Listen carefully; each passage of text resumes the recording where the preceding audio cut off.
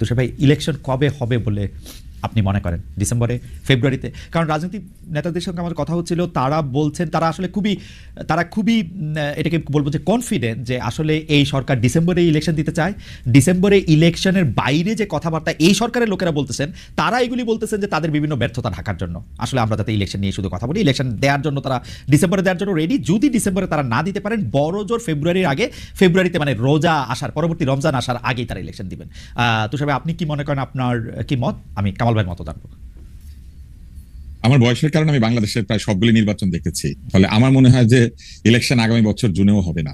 আমার ধারণা যে ইলেকশন হবে আগামী বছর ডিসেম্বরে, অথবা বলতে পারি না কখন হবে। এই কারণে এই ডিসেম্বরে হবে না, কারণ ইলেকশনের কোনো প্রস্তুতি কিংবা কোনো নড়াচড়া আমরা অনুভব করতে পারছি না। যখনই আগামী বছর আসবে, শুরুর দিকেই থাকবে রমজান মাস। রমজানের আগে ইলেকশন আসলে অসম্ভব, কেননা রমজানের মধ্যে ক্ষমতার রদবদল, রমজানের জিনিসপত্রের দাম বাড়া কমা, এইসবের লোড কোনো রাজনৈতিক দল নিতে চাইবে না, কারণ তারা ক্ষমতায় এসেই রমজান চাইবে না। কারণ রমজানের ঈদে মানুষ খুবই সেন্সিটিভ থাকে। তার রমজানের 2 মাস 10 দিন পরেই হচ্ছে কোরবানির ঈদ। কোরবানির ঈদ এবং রমজানের মাঝখানে যদি ইলেকশন দিতে হয়, তাহলে এসএসসি অথবা এইচএসসি যে কোনো একটা পরীক্ষা তার মাঝখানে পড়বে, ফলে সেইখানেও যে নির্বাচন দেওয়া সম্ভব হবে আমার মনে হয় না। এবং জুন মাস চলে আসলে আমার ধারণা যে নানান কথাবার্তা বলে এটাকে 2026 ডিসেম্বরে নিয়ে যাওয়ার একটা চেষ্টা করা হবে। এটা হচ্ছে আমার অভিজ্ঞতা থেকে বলা কথা। কিন্তু যদি আমরা প্রধান উপদেষ্টার কথাকে বিশ্বাস করি, তাহলে বলতে হবে যে অবশ্যই আগামী বছর জুনের মধ্যে নির্বাচন হয়ে যাবে। সেই জন্য এখন আমি বিশ্বাস করতে চাই যে আগামী বছর জুনের মধ্যে নির্বাচন হবে, কিন্তু আমার অভিজ্ঞতা বলে যে কোনোভাবে আগামী বছর জুনের মধ্যে তারা নির্বাচন দেবেন না। তুষার ভাইয়ের কথা শুনলাম, আমরা একটু কামাল ভাইয়ের কথা শুনি। কামাল ভাই, ইলেকশন কবে হবে বলে আপনার মনে হচ্ছে? কবে হবে এটা বলা কঠিন, এটা বলা অসম্ভব। কারণ এই সরকারের সঙ্গে যারা আছেন তারা এক একজন এক এক কথা বলেন, অথবা সরকারের যারা সুবিধাভোগী আছেন তারা আরো অনেক কিছু বলেন, তারা অনেক ইউটোপিয়ান নানা রকম থিওরি দেন। এটা একটা বিষয়। কিন্তু আমি মনে করি নির্বাচন এই বছরের ডিসেম্বরের মধ্যে হওয়া উচিত এবং হওয়া সম্ভব। কিন্তু তারা অনেকে অনেক কিছু বলবেন। একটা জিনিস কি আপনি একটা কথা ভেবে দেখেন, আমার মনে হয় বাংলাদেশের স্বাধীনতার পর এ পর্যন্ত এ যাবৎকালে ডক্টর ইউনূসের সরকার হলো সবচেয়ে ভাগ্যবান সরকার, যে সরকার দেশের মাঠে থাকা সকল রাজনৈতিক দলের নিঃশর্ত সমর্থন পেয়েছেন। এরকম এর আগে কোনো সরকার পায় নাই। এমনকি স্বাধীনতার পর বঙ্গবন্ধু সরকারও কিন্তু পায় নাই। উনি সরকার চালানোর কয়েকদিনের মধ্যে জাসদ দুর্দণ্ড প্রতাপে কিন্তু ওনার বিরোধিতা করেছে। এরকম একটা সমর্থন পাওয়ার কারণে ওনাদের পক্ষ থেকে, অথবা ওনাদের যারা নাকি সুবিধাভোগী আছে, ওনাদের যারা চামচামি করেন, তারা নানাভাবে নানা ধরনের কাজ করতেছেন এবং সোশ্যাল মিডিয়ার মাধ্যমে এক ধরনের প্রচারণা চালাচ্ছেন। কেউ বলছেন যে 3 বছর, কেউ বলছেন যে না 29 সাল পর্যন্ত, কেউ বলছেন 5 বছর। আবার ওনাদের একজন আপনার দার্শনিক আছেন যিনি বলছেন যে না একটা জাতীয় সরকার হবে, সেখানে ডক্টর ইউনূস প্রধান উপদেষ্টা হবে এবং উপপ্রধান উপদেষ্টা হবে তারেক রহমান। এই ধরনের নানা ধরনের কিন্তু মানে আপনার পারমুটেশন কম্বিনেশন এখন আমরা দেখতে পাচ্ছি। বাট আলটিমেটলি জিনিসটা হলো যে এই যে প্রথমে যে কথাটা বললাম যে সবগুলি পলিটিক্যাল পার্টি এই সরকারকে সাপোর্ট দিচ্ছে, যদি সাপোর্ট না দেয় তাহলে কি একটা চাপ তৈরি হবে। এই চাপ সামাল দেওয়ার ক্ষমতা ইউনূস সরকারের নাই, একদমই নাই। কাজে যদি আমি বললাম আগামী সপ্তাহে যদি তারেক রহমান এসে বলে যাবে ইলেকশন চাই এবং ডিসেম্বরের মধ্যে চাই, যদি বলে, আপনি নিশ্চিত থাকেন ইলেকশন ডিসেম্বরে হবে। কারণ ডক্টর ইউনূস ওই রিস্কে যাবে না, তার পক্ষে এই চাপ সামাল দেওয়া সম্ভব না। এখন অনেক পলিটিক্যাল পার্টি অনেক রকম কাহিনী করতেছে, যার যার স্বার্থ আছে। কেউ কেউ ভাবতেছে আমি আর কয়েকটা দিন সময় পেলে গুছাই নিতে পারবো। তবে আমার ধারণা এনসিপি মনে হয় আর ভাবে না। এনসিপি মনে বুঝে গেছে যে আর অনন্তকাল সময় দিলে যতই সময় বেশি পাবে ততই তারা ক্ষুদ্র থেকে ক্ষুদ্রতর হবে, ওই হোমিওপ্যাথি ডোজের মতো। হ্যাঁ, ওটাতে কোনো কাজ হবে বলে আমার কাছে মনে হয় না। এনসিপির আশা আকাঙ্ক্ষা মোটামুটি এখন শেষ। কারণ জামাত হয়তো ভাবতে পারে যে আর একটু সময় পারলে আর একটু গোছাবো, কিন্তু তাতেও কিছু হবে বলে আমার কাছে মনে হয় না। আমি জানি না কি হবে তাদের পলিটিক্যাল ইকুয়েশন কার কি। তবে আমি এটুকু মনে করি যদি পলিটিক্যাল পার্টিগুলো চাপ দেয়, এই সরকারের পক্ষে ইলেকশন ডিসেম্বরের থেকে মানে বিলম্বিত করার কোনো সুযোগই নাই। আমি কামাল ভাইয়ের সাথে আমি একমত যে পলিটিক্যাল পার্টিগুলো যদি চাপ সৃষ্টি করে তাহলে ডিসেম্বরেতে ইলেকশন দিতে হবে। এবং ডক্টর ইউনূসও আসলে ডিসেম্বর ইলেকশন দেওয়ার ব্যাপারে একাধিকবার বলেছেন। বড়জোর তিনি নানা কারণে সেটাকে একটু বাড়িয়ে হাতে সময় রেখেছেন, কিন্তু পলিটিক্যাল পার্টি, কিন্তু আমরা কিন্তু দেখছি যে পলিটিক্যাল পার্টিগুলি কিন্তু সেই অর্থে চাপ সৃষ্টি করতেছে না। পলিটিক্যাল পার্টির মধ্যে সেই চাপ কিন্তু নাই। সেটাকে আমরা বাদ করে রেখে আমি একই প্রশ্ন আবার আপনাদের দুজনকে করতে চাই। এবার কামাল ভাই আপনি যদি একটু সংক্ষেপে বলেন, তুষার ভাই আপনার পরে একটু বলবেন। সেটা হচ্ছে যে আমরা দেখেছি যে আমরা সবাই এস্টাবলিশমেন্টকে একটু কোশ্চেন করতে চাই, যে সরকার থাকে তাকে কোশ্চেন করতে চাই, কিন্তু ফ্যাক্ট রিমেন্স এবার রমজান মাসে দ্রব্যমূল্য, বিদ্যুৎ পরিস্থিতি, ঈদ যাত্রা, এসব বিষয়ে অন্তর্বর্তী সরকার মোটামুটি ভালোভাবে সামাল দিতে পারায় এবং চুরি ডাকাতি ছিনতাই কিছুটা নিয়ন্ত্রণে আসায় দেশের রেমিটেন্স প্রবাহ বাড়ায় এবং বিভিন্ন ধরনের সম্মেলন, নানা ধরনের আন্তর্জাতিক পর্যায়ে বাংলাদেশের নানা পরিস্থিতি, এসব বিষয় মিলে জনগণ জনগণের বড় একটি অংশ অ্যাপারেন্টলি ডক্টর ইউনূস সরকারের প্রতি আস্থা ফিরে পেয়েছে বলে নানাভাবে মনে হচ্ছে। আমার যারা বিএনপি বা জামায়াত যে করেন যেসব পরিচিতরা নেতৃবৃন্দরা তারাও অনেকে বলছেন ডক্টর ইউনূসের প্রতি এই দেশের মানুষের কিছুটা আস্থা বেড়েছে, অ্যাপ্রুভাল রেটিং অনেক বেড়েছে বলে মনে হচ্ছে। এমনকি এনসিপির নেতাও পরিণত হয়েছে ডক্টর ইউনূস, মানে এনসিপির নেতা হিসাবে কিন্তু এখন আর নাহিদের নাম আমরা শুনি না, ডক্টর ইউনূসের নামই আমরা বেশি শুনি। ডক্টর ইউনূসের মানে নিজেকে একটি নেতা হিসাবে শাসক হিসাবে প্রতিষ্ঠিত করতে পেরেছেন বলে মনে হয়। সেই ক্ষেত্রে ইলেকশন যদি পরে হয়, ডক্টর ইউনূস সরকার যদি একটু বেশি সময় থাকে, তাহলে কি অসুবিধা? আমরা কেন বিএনপিকে নিয়ে আসার জন্য এত অস্থির হয়ে উঠেছি, বা যারা নির্বাচন করে আসবে তাদের জন্য অস্থির হয়ে উঠেছে? সরি, প্রশ্নটা লম্বা হয়ে গেল, আমি আর কথা বলছি না। কামাল ভাইকে শুনে আমরা তুষার ভাইকে শুনবো। না, এখানে একটা কথা আমি বলি আপনাকে, ডক্টর ইউনূস ভালো করছেন কি মন্দ করছেন এটা তো আমার দেখার বিষয় না রে ভাই। না কেন আমি বলি, ডক্টর ইউনূস কোন সরকারের প্রধান? উনি একটা অন্তর্বর্তী সরকারের প্রধান। অন্তর্বর্তীকালীন সরকার মানেটা কি?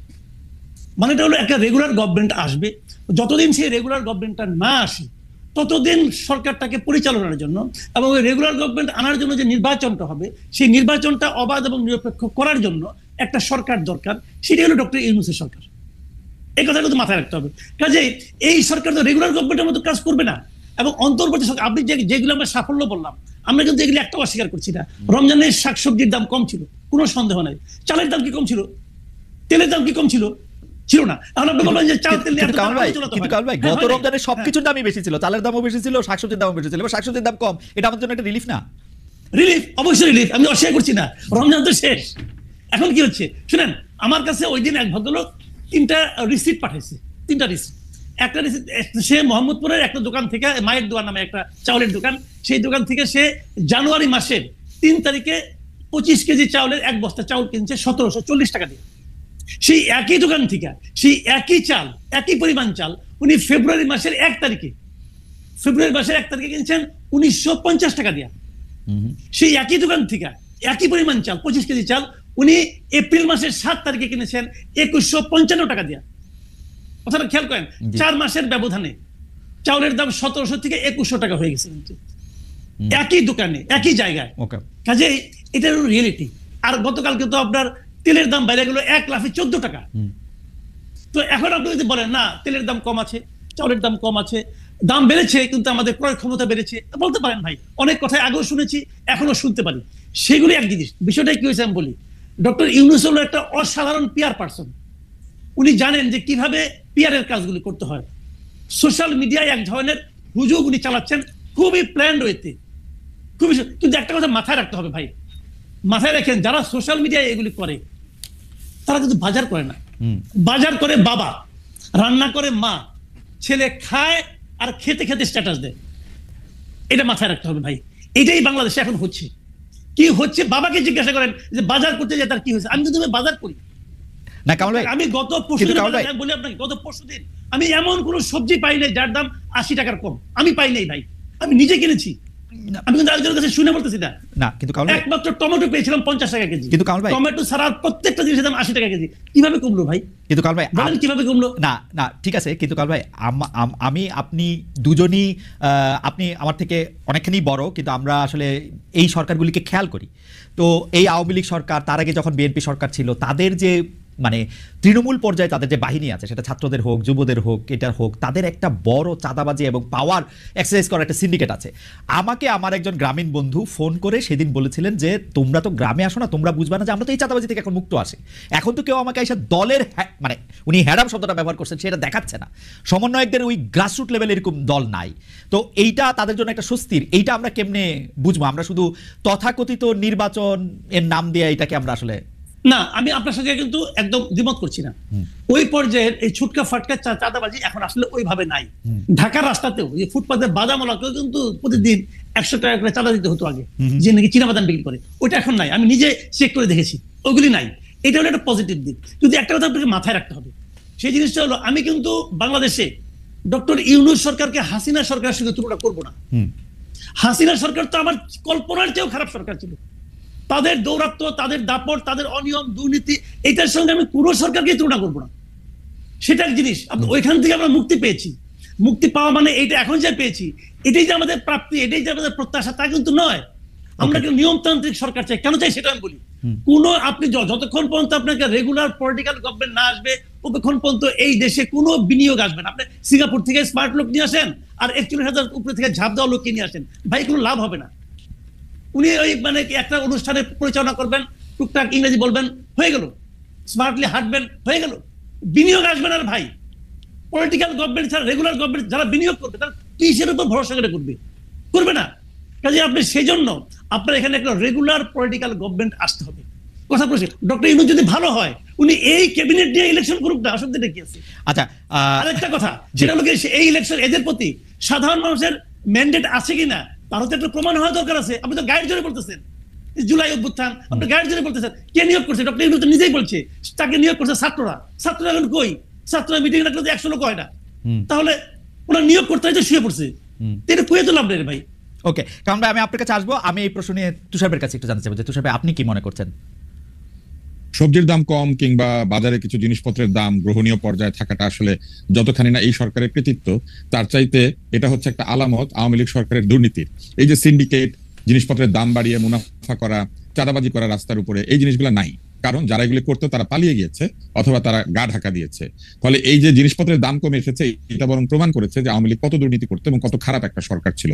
ফলে এই কৃতিত্বটা কেমন, এটা হচ্ছে এরকম যে আপনার শরীরে একটা রোগ জীবাণু ছিল, রোগ জীবাণুটা বের হয়ে যাওয়াতে আপনার নর্মাল টেম্পারেচার ফেরত এসেছে, কিন্তু আপনার পাশে যিনি বসেছিলেন তিনি কৃতিত্ব নেওয়ার চেষ্টা করছেন যে এই যে আপনার নর্মাল টেম্পারেচারে ফেরত এসেছেন আপনি, এটার জন্য উনি দায়ী। আসলে ওই শরীর থেকে জীবাণু পালিয়ে যাওয়ার কারণে এটা ঘটেছে। এটা হচ্ছে আমার ব্যক্তিগত অ্যানালিসিস। কিন্তু আমি মাসুদ কামাল ভাইয়ের সাথে একমত, চালের দাম কমে নাই। আমি নিজে যেহেতু চাল কিনি আমি দেখেছি চালের দাম বেড়েছে, তেলের দাম বেড়েছে, আরো নিত্য প্রয়োজনীয় বহু কিছুর দাম বেড়েছে। এইবার কেন জানি বাংলাদেশের মানুষ খেজুর নিয়ে কোনো শব্দ করে নাই, খেজুরের দাম বেড়েছে, ছোলার দাম বেড়েছে। ফলে ইফতারের পণ্য নিয়ে এবার আমি দেখলাম যে খুব একটা মানুষ শব্দ করে নাই। আমি বুঝলাম যে বাংলাদেশের মানুষের সবচেয়ে প্রিয় ইফতার হচ্ছে বেগুনি। বেগুনের দাম কম ছিল, বেগুনের দাম কম থাকায় অন্যান্য ইফতারের পণ্যের যে দাম বেড়েছে সেটা তারা হিসাবে নেয় নাই। ডালের দাম বাড়তি, ভালো ডালের দাম কিন্তু অনেক বেশি। এইবার কি খেসারি ডালের পেঁয়াজও খেয়েছে কিনা সবাই আমি জানি না। ফলে আমি বলবো যে সবকিছুর দাম কমেছে ঢালাও ভাবে, কথাটা ঠিক না। তবে শীতের সবজি এবং যে সবজিগুলি সবুজ সবজি, এই সবজির দাম একটা দীর্ঘ সময় কম ছিল, এটা সত্যি কথা। তবে এর কৃতিত্ব হচ্ছে যতখানি এই সরকারের, তার চেয়ে বেশি কৃতিত্ব হচ্ছে পালিয়ে যাওয়া আওয়ামী লীগের চাঁদাবাজদের, সিন্ডিকেট যারা চালাতো তাদের। এবার অন্য বিষয়টাতে আসি, সেটি হচ্ছে যে আমরা আসলে জুলাই বিপ্লবের যে চেতনার কথাটা শুনি, সেই জুলাই বিপ্লবের চেতনার বৃহত্তর একটি জায়গায় তো ছিল গণতন্ত্র। অগণতান্ত্রিক একটি সমাজ তো কোনোভাবেই বৈষম্যহীনতার দিকে যেতে পারে না। যে সমাজে মানুষ ভোট দেয় না এবং নিজের মানুষকে নির্বাচিত করে তার ভবিষ্যৎ নির্মাণের দায়িত্ব দেয় না, বিশেষ করে দেশের আইন প্রণয়ন যদি করে অনির্বাচিত মানুষেরা, তবে এটা পরিপূর্ণভাবে জুলাই চেতনার বিপরীত। জুলাই চেতনার আরেকটি বড় বিষয় হচ্ছে এক ধরনের বৈষম্যহীন নিয়োগ এবং বৈষম্যহীন ব্যবস্থা কায়েম করা। আমরা দেখেছি ঢালাওভাবে তদবির চলছে। স্বাস্থ্য খাতের কথা আমি বলতে পারি সরাসরি, কেননা এই বিষয়ে আমার কাছে অনেক বেশি ইনফরমেশন আছে। স্বাস্থ্য খাতে বিনিয়োগ এবং নিয়োগ দুই জায়গাতেই বাণিজ্য চলছে। আপনি দেখবেন যে হঠাৎ করে একজন লোক এসে বলেছেন যে 26,000 কোটি টাকা তিনি স্বাস্থ্য খাতে বিনিয়োগ করবেন। আমরা আবিষ্কার করলাম তিনি আসলে যুক্তরাষ্ট্রের মামলা খাওয়া একজন ব্যক্তি। আবার স্বাস্থ্য খাতে যে নিয়োগ বা বদলি চলছে, সেইখানে আমরা দেখলাম যে এসেনশিয়াল ড্রাগস থেকে অতিরিক্ত জনবল আছে এই অজুহাত দিয়ে লোকজনকে ছাঁটাই করা হয়েছে, অথচ কোনো ধরনের নিয়মতান্ত্রিক নিয়োগ প্রক্রিয়া ছাড়াই সেইখানে জনবল নিয়োগ করা হয়েছে। আমরা ওয়াসাতে একই অভিযোগ দেখেছি এবং স্বাস্থ্য খাতে আমরা প্রচুর বদলি বাণিজ্য হতে দেখছি, যেখানে প্রচুর মানুষকে বদলি করা হচ্ছে এবং তার কিছুদিন পরে সেই বদলি ক্যান্সেল করা হচ্ছে। বদলি যদি যৌক্তিক হয়ে থাকে তাহলে কেন কয়েক মাসের মধ্যে সেই বদলি বাতিল করতে হবে? ফলে এক ধরনের সন্দেহজনক তৎপরতা আমরা প্রশাসনের মধ্যে লক্ষ্য করছি। প্রশাসনে আপনারা নিশ্চয়ই দেখেছেন যে ডিসি নিয়োগ থেকে শুরু করে নানান বিষয়ে এক ধরনের অভিযোগ শুরু থেকে উঠেছিল, যার কোনো যৌক্তিক ব্যাখ্যা এখনো পর্যন্ত এই সরকার দিতে পারেন নাই। সর্বশেষে তারা যে সরকারকে স্বৈরাচারী বলেন, যে আওয়ামী লীগকে তারা বলেন যে গণশত্রু কিংবা একেবারে জনগণের বিরোধী, জনবিরোধী, সেই আওয়ামী লীগের রেখে যাওয়া একটি কালাকানুন, যেটা আওয়ামী লীগেররাও কালাকানুন মনে করেন, সেটা দিয়ে মেঘনা আলম নামে একজনকে তারা গ্রেফতার করেছেন। তার মানে কালাকানুনগুলি তারা আবার নতুন ভাবে প্রয়োগ করতে শুরু করেছেন। ফলে এই যে এক ধরনের আচরণ আমরা লক্ষ্য করছি, এই আচরণ কিন্তু জুলাই বিপ্লবের যে মূল চেতনা, যে চেতনার কারণে বাংলাদেশের আপামর জনসাধারণ রাস্তায় নেমে এসেছিল, যে কারণে অভিভাবকরা ছাত্রছাত্রীদের পাশে এসে, তাদের সন্তানদের পাশে এসে রাস্তায় নেমে গিয়েছিলেন, যে কারণে রিক্সাওয়ালা মুটে মজুর রাস্তায় চলে এসেছিলেন, সেই কারণটা আসলে কি ছিল? সেই কারণটা কি এই ছিল যে জুলাই বিপ্লবের পরে একটি সরকার আসবেন এবং সেই সরকারের ভেতরের লোকেরা কিছুদিন পর পর বলতে থাকবেন এই সরকার বারবার দরকার, এই সরকার 5 বছর থাকুক। 5 বছর যদি অনির্বাচিত একটি সরকারই থাকবে, তবে সেই সরকার কি করে জুলাই চেতনার বিষয়টিকে আপহোল্ড করে? কারণ জুলাই চেতনার তো একটি বড় বিষয় হচ্ছে স্বৈরাচারী শাসক, অগণতান্ত্রিক শাসক, ভোট কারচুপির শাসককে তাড়িয়ে দেওয়া। ভোট কারচুপির শাসককে, ভোট না হওয়াকে যেখানে আমরা ঘৃণা করেছি, সেইখানে আমরা কি করে বলি যে ভোট ছাড়াই আমরা একটি সরকারকে 5 বছর দেখতে চাই? এবং আপনি আরেকটি বিষয় আমি একটু যুক্ত করে দিই, শুধু এক লাইন, সেটি হচ্ছে যে কেন আমি মনে করি যে ডিসেম্বরের মধ্যে নির্বাচন হবে না। কারণ ডিসেম্বরের মধ্যে নির্বাচন হলে কয়েকবার এডিট করে একটি ফেসবুক সাইটে, যেখানে রেগুলার চিফ অ্যাডভাইজারের বিভিন্ন ঘোষণা এসে থাকে, সেখানে কয়েকবার এডিট করে এটাকে 6 মাস বাড়িয়ে দেওয়ার প্রক্রিয়া করার কোনো প্রয়োজন ছিল না। যদি ডিসেম্বরে নির্বাচন হবে এটা তারা রেখে দিতেই পারতেন। তারা বিশ্বাস করেন না যে তারা নির্বাচন ডিসেম্বরের মধ্যে দিতে পারবেন, এবং সেই কারণে আমি মনে করি যে এই বছর ডিসেম্বরের মধ্যে কোনোভাবেই নির্বাচন হবে না।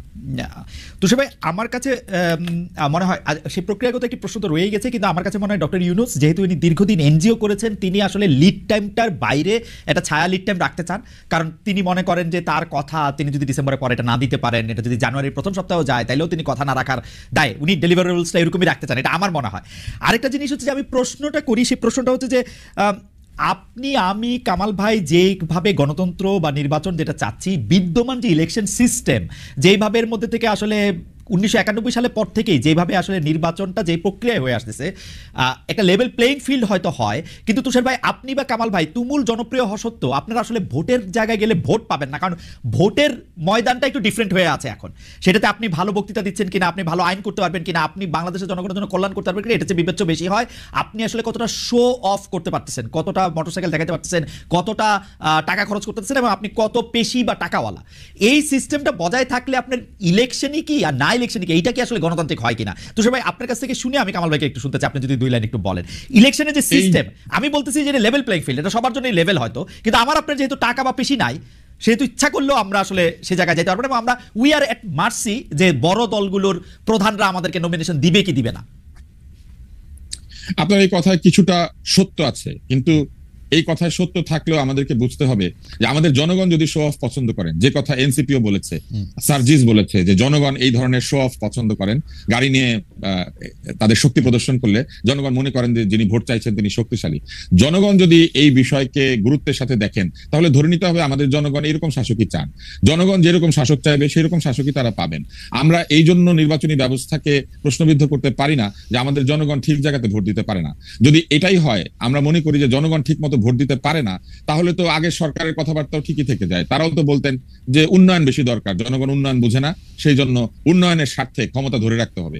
তাই একইভাবে আপনি বা আমি যদি বলি যে আমাদেরকে লোকে ভোট দেয় না, সেই জন্য ভোট বন্ধ করে রাখতে হবে, আমরা দেশ চালিয়ে দেবো, তাহলে এটা কিন্তু একটা যৌক্তিক কথা হয় না। সেক্ষেত্রে আমাদের সংবিধান পরিবর্তন করে এমন একটা অবস্থা করতে হবে যে জনগণের ভোট দিয়ে আসলে নির্বাচন হবে না, অন্য কোনো পদ্ধতিতে নির্বাচন হবে। সেই পদ্ধতি কি, সেটা তো পৃথিবীতে কোনো গণতান্ত্রিক ব্যবস্থা এখনো পর্যন্ত আবিষ্কার করতে পারে নাই। ফলে আমেরিকার মতো দেশেও, যে দেশে আপনি থাকেন, সেখানে এব্রাহাম লিঙ্কনের মতো লোক নির্বাচিত হয়েছে, আবার ডোনাল্ড ট্রাম্পের মতো লোক নির্বাচিত হয়। জনগণ যদি এই শাসককে বেছে নেয়, তাহলে লিঙ্কনের দেশে ট্রাম্প ক্ষমতা আসতে পারে, ক্লিন্টনের দেশে ট্রাম্প ক্ষমতা আসতে পারে, এবং এসে অদ্ভুত কাজ করতে পারে।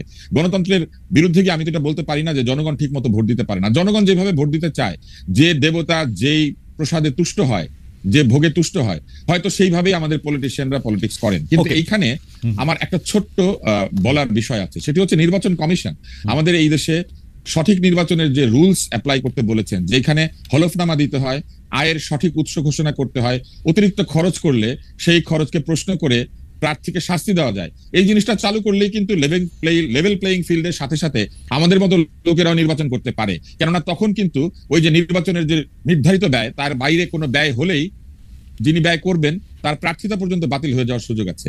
নির্বাচন কমিশন এবং সরকার লেভেল প্লেইং ফিল্ড তৈরি করেন এক অদ্ভুত ভাবে। তারা বড় দলগুলিকে লেভেল প্লেইং ফিল্ডে এনে লেভেল খরচ করার একটা সুযোগ তৈরি করে দেয়। রাইট। কিন্তু যদি সত্যি সত্যি এখন যদি কমিশন যে নিয়ম আছে সেই নিয়মের মধ্যে প্রকৃত অর্থেই এই নিয়মকে প্রযুক্ত করে, তাহলে কিন্তু বেশি খরচ করার কোনো সুযোগ নাই। সাদা কালো পোস্টার ছাড়া অন্য কোনো পোস্টার ছাপানোর সুযোগ নাই, গেট বানানোর কোনো সুযোগ নাই, এমনকি মাইক এবং জনসভায় অতিরিক্ত খরচ করারও কোনো সুযোগ নাই। ওকে, আমি একটু কামাল ভাইয়ের কাছে জানতে চাইবো যে কামাল ভাই, আপনি এই প্রসঙ্গে আপনি কি বলবেন? আমাদের ইলেকশনের সিস্টেম যেটা লেভেল প্লেইং ফিল্ডের ক্ষেত্রে তুষার ভাই সঠিক কথাই বলছেন, একই লেভেলে নিয়ে আসে যাতে তারা দুইজন একই রকম টাকা খরচ করার সুযোগ পায়।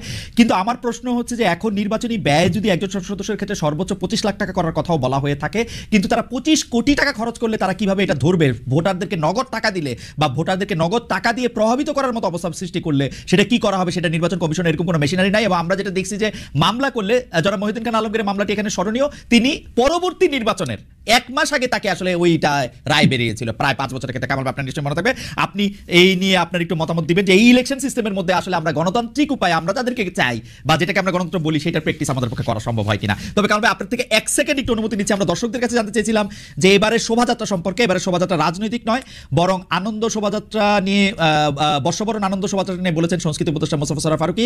প্রিয় দর্শক, এই দাবি সঠিক বলে মনে করেন কিনা? শতকরা 73% দর্শক মনে করছেন সঠিক, 27% মনে করছেন সঠিক নয়। 44,000 দর্শক এখানে ভোট দিয়েছেন। কামাল ভাই, বিদ্যমান যে ইলেকশনের সিস্টেম আছে সেই সিস্টেমের ক্ষেত্রে সেটা কি হবে? সংস্কারগুলি করা হলে এটা থেকে আমরা আসলে মুক্তি পাইতাম কিনা, এইটা হচ্ছে আমাদের প্রশ্ন। না, একটা বিষয় হলো কি, দেখেন, যদি আমরা বলি যে বিদ্যমান নির্বাচনী ব্যবস্থা ঠিক আছে কিনা, তাহলে তত্ত্বগতভাবে ঠিক আছে, কিন্তু প্রায়োগিকভাবে ঠিক নাই। যেভাবে প্রয়োগ করা হয় সেটা ঠিক না। কিন্তু যদি আমি তাত্ত্বিকভাবে ধরি, কাগজে কলমে দেখি, তাহলে বিদেশের অনেক দেশের নির্বাচনী ব্যবস্থা যে আমাদের নির্বাচনী ব্যবস্থা মন্দ নয়। তাহলে আমরা ওটা প্রয়োগ করতে পারি না কেন?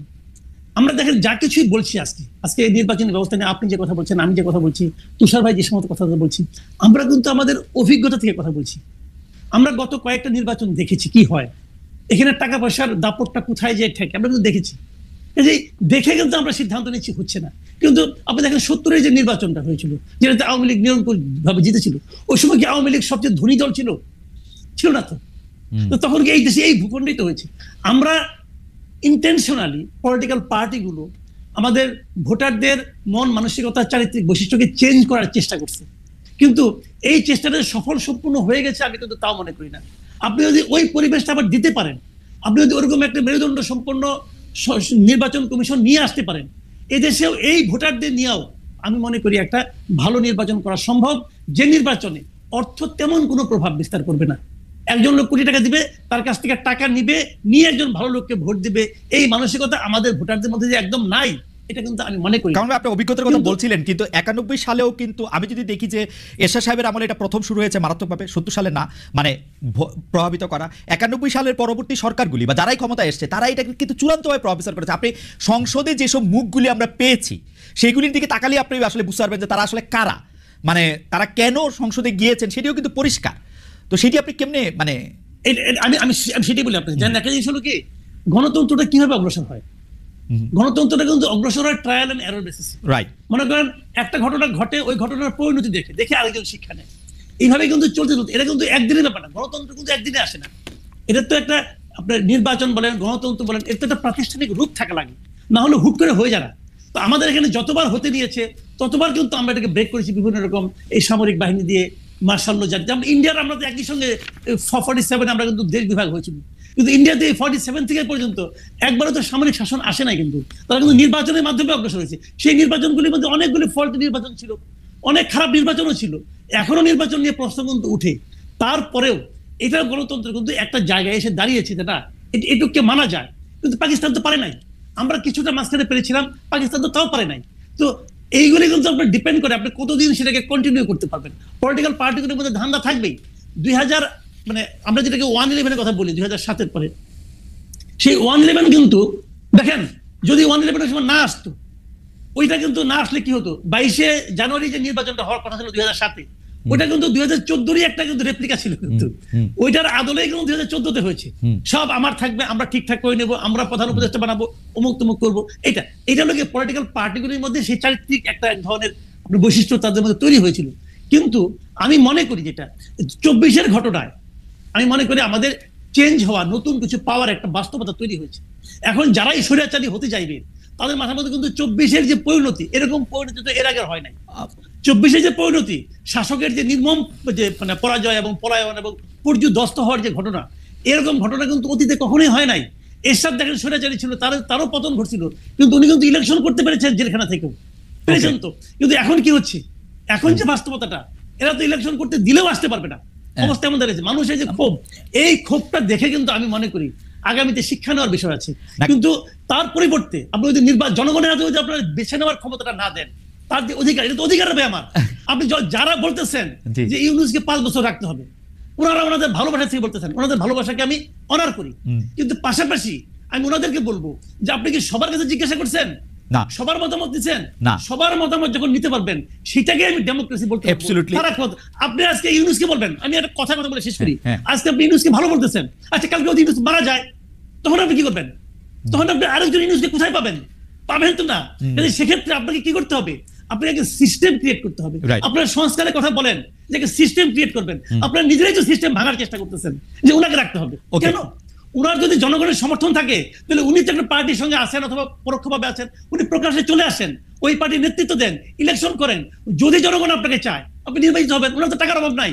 666 কোটি টাকা তুমি কয়েকদিন আগে মাফ করে নিছেন, টাকার তো অভাব নাই রে ভাই। ওই টাকা দিয়ে ইলেকশন করেন না, অসুবিধা কি? কামাল ভাই, আপনি এই প্রসঙ্গটা নানা সময় তুলেছেন তুষার ভাইও, সেই জন্য এই প্রসঙ্গে আমি কথা বলতে চাই যে 24-এর পরবর্তী, বিশেষ করে এই যে জুলাই আন্দোলনের পরবর্তী সময় আমরা একটা নতুন বন্দোবস্ত চেয়েছিলাম, নতুন সিস্টেম চেয়েছিলাম, আমাদের আশা সাংঘাতিকভাবে ভঙ্গ হয়েছে। কিন্তু আমরা যে 24-এর পরবর্তী বা জুলাই স্পিরিটটার প্রকাশ যে আমরা দেখতে চেয়েছিলাম, সেইটা অনুবাদের দায় বা এক্সিকিউশনের দায় আমরা শুধু এই সরকারকে বা এই যে এখন যে নতুন রাজনৈতিক দলটি তৈরি হয়েছে সেই নতুন রাজনৈতিক দলটির উপরেই দিয়েছি কিনা, মানে আমরা কি পরিবর্তিত হয়েছি? তুষার ভাই থেকে জানতে চাইবো, তারপরে কামাল ভাইয়ের কাছে আসবো যে তুষার ভাই, আমরা কি বদলেছি? ধরা যাক এই আন্দোলনটা তো আমাদের সবারই আন্দোলন ছিল, আমরা তো চাই নাই যে এতদিন ধরে একটা অগণতান্ত্রিক সরকার ক্ষমতার মধ্যে থাকুক, নির্বাচনের নামে প্রহসন করে যারা ক্ষমতার মধ্যে থেকে আছে তাদেরকে আমরা তাড়িয়েছি ঠিকই, কিন্তু নতুন রাজনৈতিক বন্দোবস্ত আমরা চেয়েছি কেবলমাত্র সরকারের কাছ থেকে, কেবলমাত্র এই বৈষম্য বিরোধী ছাত্র আন্দোলনের কাছ থেকে। এটা আমাদের ঠিক হয়েছে কিনা, আমরা নিজেরা বদলেছি কিনা তুষার ভাই? কারণ আমি আসলে গণমাধ্যমে কোনো বদল দেখি না, নামগুলির বদল ছাড়া বেশিরভাগ ক্ষেত্রেই। আমি আসলে রাজনৈতিক যে কালচার সেটিতে বদল দেখি না। বলা হয় কোনো নেতা সম্পর্কে তার নাম বললে উজু করতে হবে, কোনো নেতা সম্পর্কে বলা হয় যে তিনি হজরত, মানে একই তো রয়েছে। ইউনূস সাহেবকে পর্যন্ত বলা হয় যে ইউনূস সাহেব এমনভাবেই দেশ চালাচ্ছে যে আরো 5 বছর 50 বছর ইউনূস সাহেব মারা যাওয়ার আগ পর্যন্ত যাতে বাংলাদেশে আর কোনো নির্বাচনের কথা কল্পনাও না করা হয়। তো এইটা তো আমরাই তো আসলে বদলাই নাই। এইটা নিয়ে আপনাদের দুজনের মন্তব্য একটু আমরা শুনতে চাইবো, যে এটা আমার মতামত যে আমরা বদলেছি কিনা। আমরা বদলেছি কিনা এই প্রশ্নটা আসলে একটু জটিল, কেননা আমরা বলতে আসলে আমরা কাকে বুঝি? এই রাজনৈতিক দল এবং সরকার বাদে বাকিরা না, আরবান এলিট শ্রেণী বদলায় নাই, কিন্তু আমাদের গ্রামের মানুষ কোনোদিন বদলাই নাই। আমাদের গ্রামের মানুষ কিন্তু সবসময় খুবই সাধারণ, তারা খুব বেশি জিনিসপত্র খোঁজে না, এমনকি সরকারে কে আছে কে নাই এটা নিয়েও তারা খুব একটা মাথা ঘামায় না। তারা দেখতে চায় সরকার তাদের জীবনমানের উন্নয়নের জন্য কি করছেন, তারা জানতে চায় তারা বিচার সালিশ এইসব জায়গাতে তারা বিচার পাচ্ছেন কিনা, সালিশ পাচ্ছেন কিনা, তারা দেখতে চায় তাদের মধ্যে যারা দরিদ্র তারা ঋণ পাচ্ছেন কিনা, তাদের মধ্যে যারা দরিদ্র তাদের পাশে এসে সরকার বিভিন্ন সময় দাঁড়াচ্ছেন কিনা, এই ব্যাপারগুলি গ্রামের মানুষ জানতে চায়। গ্রামের মানুষের কাছে টাবিখা, গ্রামের মানুষের কাছে এই দরিদ্র ভাতা, বৃদ্ধ ভাতা কিংবা বিধবা ভাতার যে কর্মসূচি, এগুলোর যত গুরুত্ব রয়েছে আসলে সরকারে কি আছে এবং নাই এগুলা নিয়ে তাদের কিন্তু অত মাথা ব্যথা নাই। তারা জানতে চায় যে সেচের জন্য যে বিদ্যুৎ, সেই বিদ্যুতের দাম তাদের গ্রহণযোগ্য মাত্রা আছে কিনা, তারা সার বীজ কীটনাশক সময় মতো পাচ্ছে কিনা, তাদের বাড়ির যে বড় ছেলে কিংবা মেজো ছেলে সে এইখানে চাকরি না পেয়ে বিদেশে গিয়ে বাংলাদেশে যে কাজ করতে চায় না এমন কাজ করে হলো বাংলাদেশে কিছু রেমিটেন্স বা জীবনের জন্য প্রয়োজনীয় কিছু অর্থ পাঠাতে পারছে কিনা। বলে আমাদের সাধারণ মানুষ কিন্তু আসলে জীবনেও কখনো বদলায় নাই, তাদের নতুন করে বদলানোর কিছু নাই, তারা ওই সিম্পল লিভিং এর মধ্যে আছেন। দরিদ্র মানুষ তারা তাদের জীবনমানের উন্নয়নের জন্য প্রতিদিন পরিশ্রম করে চলেছে, কিন্তু বদলায় নাই যারা, তারা হচ্ছেন আরবান এলিট। তারা গত 20-25-30 বছরে এক ধরনের স্বৈর শাসন অথবা সিউডো গণতান্ত্রিক সমাজে বসবাস করার কারণে তাদের যে চারিত্রিক অধঃপতন হয়েছে সেই অধঃপতন থেকে তারা বদলান নাই। এবং আমাদের আশা এইখানেই ছিল যে নতুন রাজনৈতিক বন্দোবস্তর প্রথম যে বিষয়টি সেটি হবে সংস্কার, এবং সেই সংস্কারের মধ্যে দিয়ে আমরা প্রশাসনকে, বিচার ব্যবস্থাকে, পুলিশকে, সরকারের যে প্রতিষ্ঠানগুলি আছে সেই প্রতিষ্ঠানগুলিকে নিরপেক্ষ বৈষম্যহীন আচরণ করতে দেখব।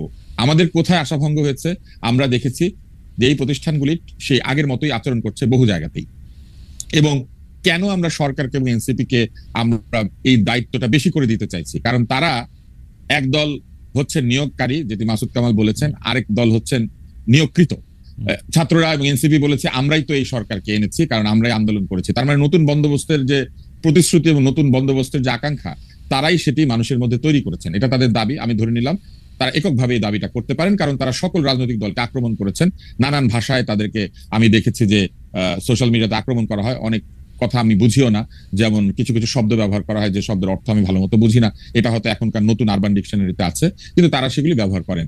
এবং পাশাপাশি যে সরকার কাজ করছেন তারা বলেছেন তারা নতুন রাজনৈতিক বন্দোবস্ত তৈরি করতে চান, যে রাজনৈতিক বন্দোবস্ত আগের সরকারগুলির মতো জনগণের স্বার্থ বিরোধী নয়। যদি সেটাই হয় তাহলে আগের মতোই কেন দলীয় বিচার বিবেচনায় নিয়োগ হবে বা বদলি হবে কিংবা পদায়ন হবে? সেটা তো হওয়ার কথা না, যোগ্যতার ভিত্তিতে হওয়ার কথা ছিল। কেননা এই আন্দোলনের প্রাথমিক স্লোগান তো এটাই ছিল, কোটা না মেধা, মেধা মেধা। তাহলে মেধার ভিত্তিতে সব জায়গাতে পদায়ন না হয়ে কেন এই বিবেচনায় আসা হবে যে কে কার পক্ষে ছিল, কে কার সঙ্গে কি কাজ করেছে? সরাসরি অপরাধের সঙ্গে যুক্ত না থাকলে একজন মানুষ নানান কারণে স্বৈর শাসনের প্রতি এক ধরনের সিউডো আনুগত্য দেখাতে পারে। আমি একজনের নাম শুধু বলি, তার নাম হচ্ছেন প্রফেসর দিন মোহাম্মদ। প্রফেসর দিন মোহাম্মদ যে বাংলাদেশের একজন সেরা নিউরোলজিস্ট এবং বাংলাদেশের নিউরোসায়েন্স ইনস্টিটিউট স্থাপন করা থেকে শুরু করে এর যে অসাধারণ মান অর্জন করা, এই কৃতিত্ব কিন্তু তিনি নিতে পারেন। তাহলে কি কারণে তাকে অপসারণ করে দেওয়া হলো? করা হলো কি কারণে জানেন? সরকার জোরপূর্বক কিছু চিকিৎসককে নিয়ে শহীদ মিনারের সামনে দাঁড় করিয়ে দিয়েছিলেন। ওই সমাবেশে উপস্থিত না থাকলে তাদের চাকরি সেই দিনই চলে যেত, আর ওইখানে উপস্থিত থাকার কারণে তাদের চাকরি বাকরি বা তাদের পদ তারা হারিয়েছেন।